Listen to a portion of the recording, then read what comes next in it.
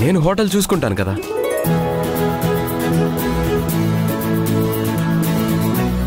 మీరు చాలా గొప్పవాళ్ళు సార్. సిటీలోనే పెద్ద పేరున్న హోటల్కి ఓనర్ అయ్యి మీ హోటల్లో పనిచేసేవాడికి ఇంత మర్యాద ఇస్తున్నారు.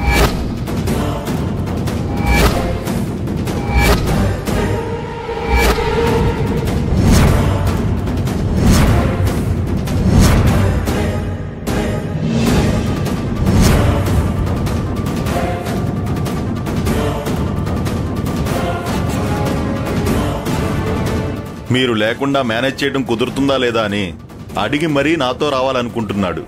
పనివాళ్లను కూడా సొంత మనుషుల్లా చూసుకునే గొప్ప హృదయం మీకుందని నాకు అర్థమైంది.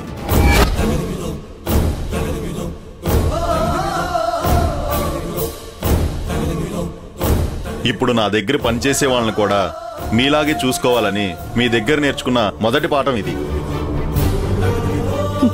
ఎవరి పని మనిషి? ఇతను పనివాడే కదమ్మా.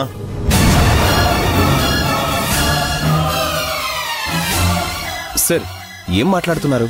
తను పనివాడేంటి? వాడు నా తమ్ముడు. అయ్యో, తప్పైపోయింది సార్. నేను అలా అనుకోలేదు సార్. సారీ సార్, పొరపాటున అలా అనేశాను.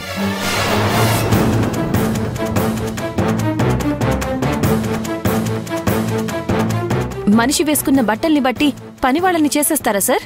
పొరపాటున అన్నాను, తప్పుగా అనుకోవద్దు. సారీ బాబు, నన్ను క్షమించు. అయ్యో పర్వాలేదు. అయ్యో, పెద్దవాళ్ళు మీరేంటి సార్? పొరపాటున అనేశారు, దాందే ఉంది. చిన్నవాడు, వాణ్ణి క్షమాపణ అడగాల, అర్థం చేసుకుంటాడు. సరే రాఘవ్ గారు, మీరైతే వస్తారు కదా? తప్పకుండా వస్తాను. మీరు వెళ్ళేసి రండి.